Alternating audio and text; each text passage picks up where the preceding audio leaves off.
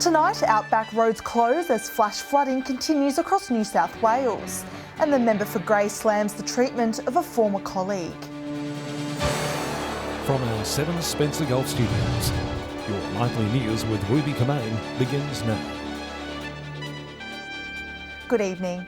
Rain records have been broken as storms hit the far west yesterday evening. Corner country towns welcoming the downpour, even as surrounding outback roads went underwater. A disaster in the east, but cause for celebration in the west. The corner country at the centre of an autumn downpour. I think a lot of properties needed it, not just for the fact that it's going to improve the land and everything for them, but it's also going to give them an emotional bonus. Tibooburra recording its wettest March day on record, 6 months worth of rain falling in just one day. It was sort of touch and go with a lot of the places. The water was right up to the fence line, up to entrances to houses. 103 millimetres of rain falling in Tibooburra yesterday, 17 mils in Menindee and 12.6 in Broken Hill. A number of outback roads flooded. The highway between Packsaddle and Tibooburra closed completely, murky water covering the road near Stevens Creek. Do not travel into floodwaters, do not drive into floodwaters, do not go into floodwaters. While the rain caused water to spill over the usual roads in Broken Hill, our local SES received just 3 calls for assistance. Looking at the sky this morning, you wouldn't even know that it had rained. The rest of the week is expected to be mostly sunny with temperatures in the mid-20s. Lachlan Itter, 7 Spencer Golf News. The member for Grey has slammed treatment of a former colleague during the 2019 election. Rowan Ramsey says he wishes he spoke out sooner, with the member for Boothby announcing she will not contest in the next election. Grey MP and Government Whip Rowan Ramsey speaking up in Parliament regarding reports of harassment member for Boothby Nicole Flint faced in 2019. While an intelligent and hard-working member of Parliament has been harassed from politics, those with high profiles who profess to have women's rights and safety as their motivating force have barely lifted a finger. 2 years since the election, the regional MP says he should have spoken up sooner. Perhaps if I've made an error on it, I should have made that same speech 6 months ago, or 12 months, or 2 years ago. But I didn't know the full extent because Nicole was shouldering it. He says some organisations, including activist group Get Up, are to blame. What gives Get Up and Extinction the Rebellion the right to attack and deface her officers and terrorise her staff? In an updated statement, Get Up says the 2019 election campaign was abhorrent behaviour and it went through great lengths to make sure members were not involved. The organisation released a statement in 2019 addressing the issue, but the member for Grey says it's too late. She was shouldering it and determined to, to stare them down. And in the end, it's just sort of got to the stage of going, this is just not enjoyable. I think I need to go and do something else. Shari Hams, 7 Spencer Golf News. A multi-million-dollar cash injection has been handed out to 8 regional councils across the Eyre Peninsula. Port Lincoln receiving the lion's share, helping fund its ambitious and divisive foreshore redevelopment. Payday for Port Lincoln. We were successful in gaining $3.64 million so that we could upgrade our foreshore. It's just one of 8 major projects across the Eyre Peninsula to share a slice of $11 million of state government funding. Significant boost for the Eyre Peninsulas, for the projects on Eyre Peninsula. A glimpse at the designs of Port Lincoln's foreshore shows just how major the redevelopment is, from upgrading the end of the jetty to breathing new life into the playground area. This is the opportunity for us to start thinking about not just the existing generations, but the generations that are growing up and coming through the schools now. The council's still hoping to receive federal funding to get its other projects off the ground, including upgrades to stormwater mitigation and the construction of a new library and visitor centre. We'll consult more, we'll refine more. Tumby Bay's also got a spring in its step, securing $1.6 million for town infrastructure, or $1.2 million has been approved for a recreational area in Cleve. What we're seeing now is the state government and local government particularly working together with a small boost from the Commonwealth as well. Further consultation is planned in Port Lincoln before the construction phase begins. Nathan Regter, 7 Spencer Golf News. Still to come tonight, calls renewed for more carers amid a regional shortage. And winemakers work hard, with new top drops set to be released soon.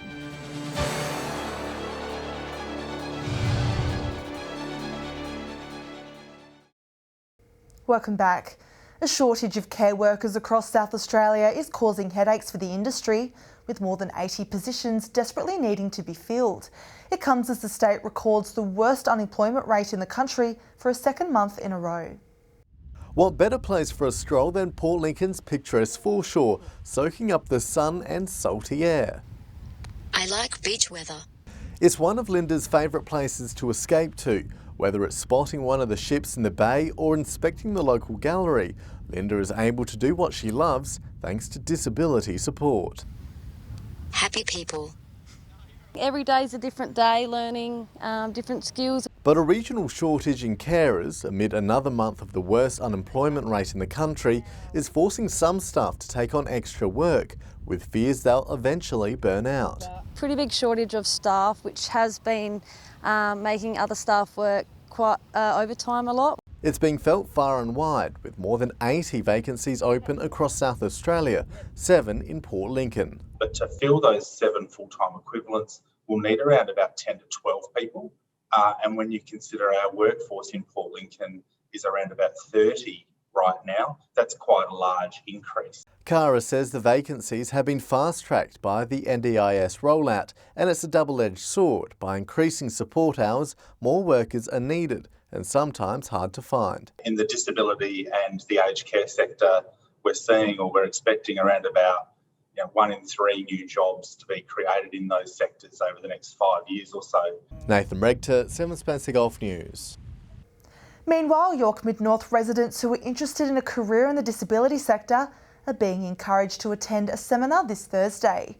Service providers will speak about vacancies in the region at Port Pirie Sports Precinct.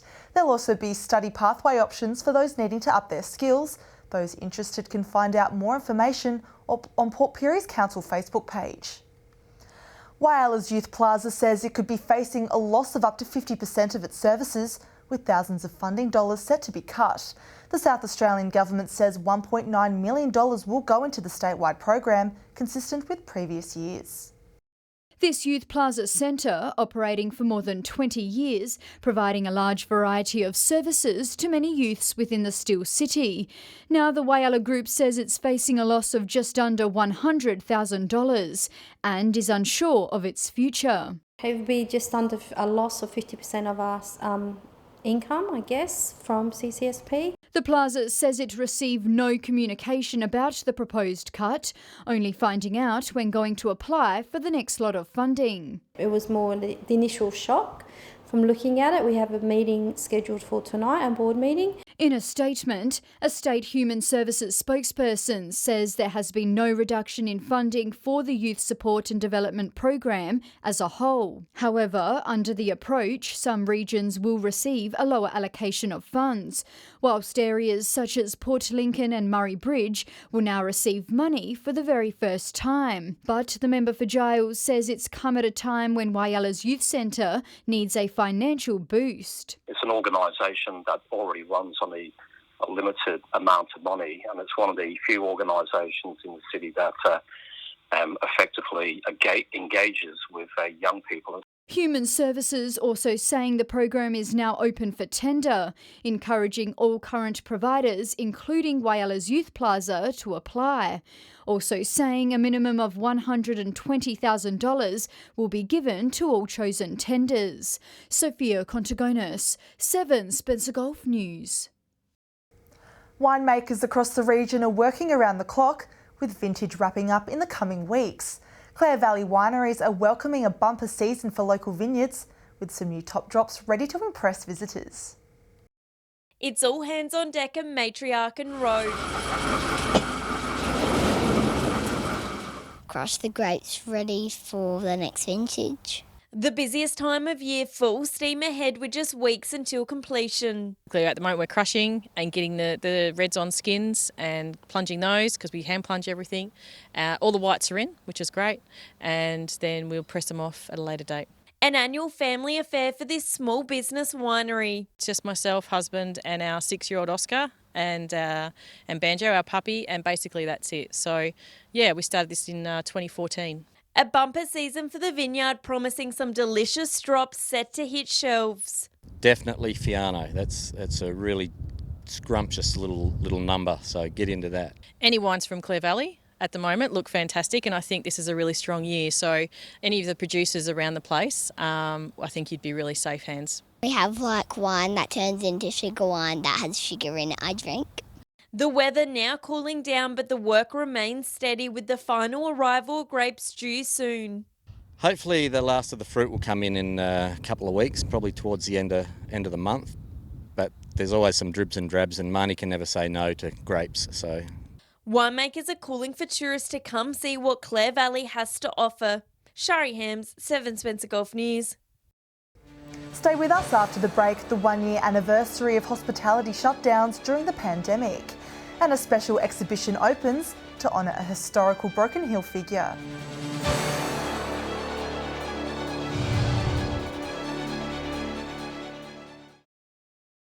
Hello again. It's been 1 whole year since the hospitality industry was forced to shut its doors due to coronavirus. Hoteliers, restaurants and cafes across South Australia and the country forced to close for months last year during the height of the pandemic, impacting many businesses financially. South Australia's regional hospitality, however, has made a comeback thanks to an influx of tourists, while the industry now operates at near full capacity across the region. Tickets for the inaugural Broken Hill Monday Bash have gone on sale today and are already proving to be a hot commodity. 60% of the tickets swooped up in the first 3 hours, despite costing almost $600 for an adult. The 3-day music festival will be held in August, the largest event ever held in outback New South Wales. A new exhibition has opened, marking 100 years since the death of Broken Hill figure Percy Brookfield. Labelled the best hated man in Australia back in his day, now remembered for his efforts to improve working conditions. One of Broken Hill's most iconic leaders remembered a century on. Percy Brookfield's life laid bare 100 years after his murder. He was shot at Riverton. He's a really important figure in the trade union movement and also Broken Hill's history. Locals coming together at the opening of a new exhibition recognising his achievements, improving conditions for mine workers. He also fought against conscription, not a pacifist, but because he wouldn't spill blood for any flag.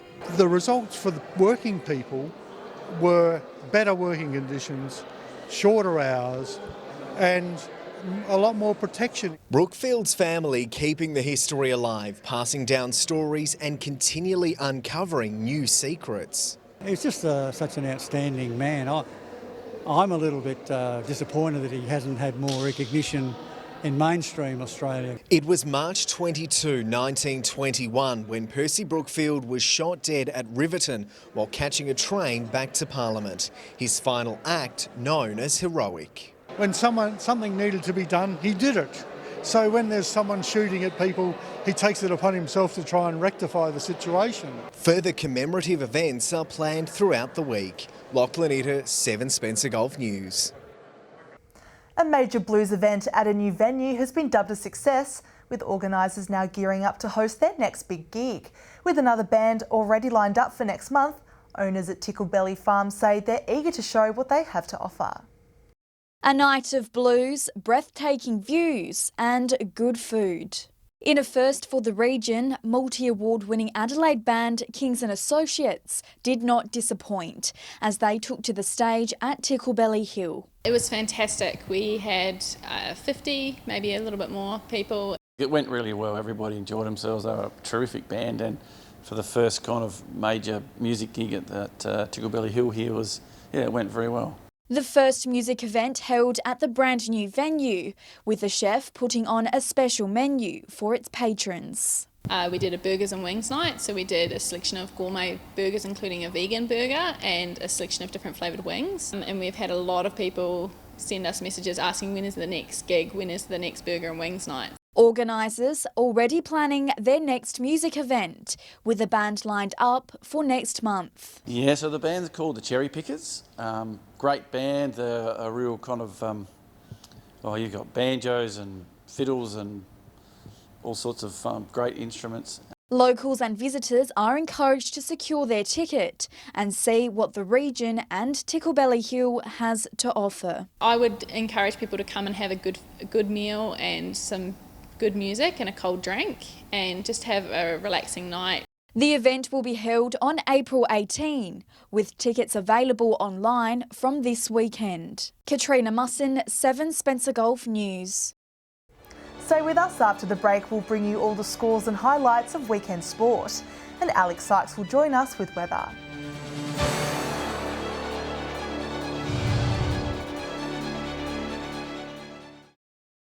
Welcome back.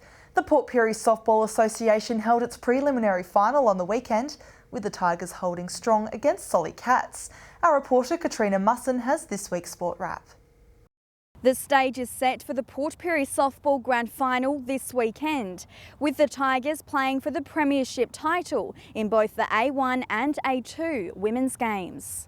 Tigers' chances of a fairy tale finish will continue, marching into the grand final at the expense of a disappointed Cats unit. The game was in the balance until the bottom of the third innings, with the Cats in front by 1 run. At the top of the fourth innings, with 2 out, Casey Baldock stepped up to the plate, hitting a Grand Slam home run over the top of right field. It was going to be difficult for Cats to make a comeback. While they had plenty of opportunities getting runners on base, they were once again too anxious to bat, putting up easy fly balls to the outfield. Karen Colgan was the most consistent batter on the day for Tigers, and Sam Burt was among Cats' better players. The final score seeing Tigers secure a win over Solly Cats, 12-6. Tigers will go head-to-head with Cougars this weekend. In Port Pirie basketball, the first round of the semi-finals saw Pacers thump Globetrotters by 30 points, while Ducks defeated Tomcats by 29 points. Ducks and Globetrotters will return to the court tomorrow night for the preliminary final.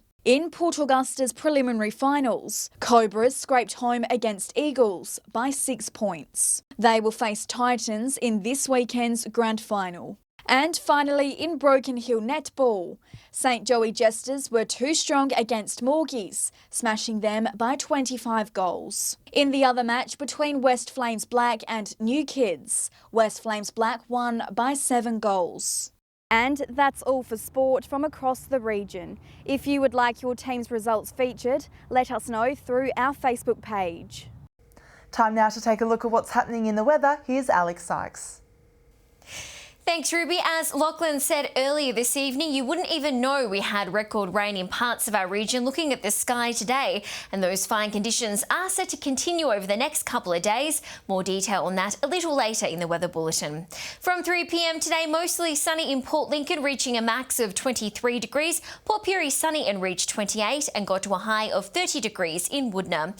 Looking further out now, Port Augusta sunny and reached 29, while also sunny and a max of 25. It was partly cloudy in Broken Hill, a max of 27 degrees there. Kadina, Cleve and Clare all got to a high of 25. Cooper Pedy reached 28 and Adelaide was a sunny top of 22 degrees.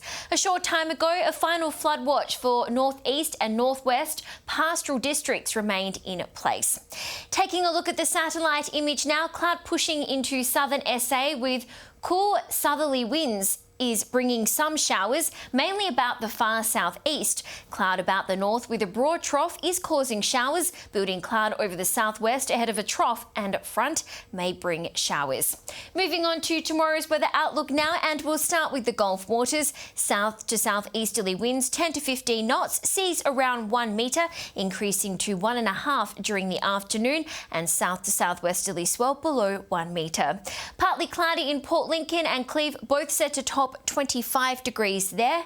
Woodner set to reach a high of 26, while a mostly sunny to top 25. Port Augusta sunny and set to reach a high of 27 degrees. Kadina partly cloudy 24. Mostly sunny in Port Pirie 26, Clare partly cloudy 23, and Broken Hill will be sunny and 26 degrees.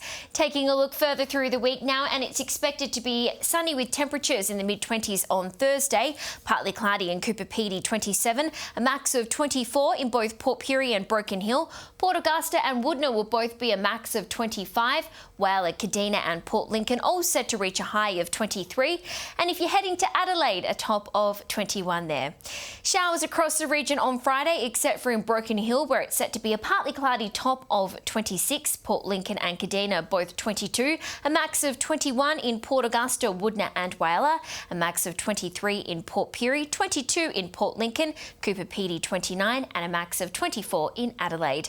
Conditions clearing up slightly on Saturday. Cloudy conditions in Cooper Pedy, Broken Hill, Port Augusta, Woodner and Whyalla. Showers forecast across the rest of the region.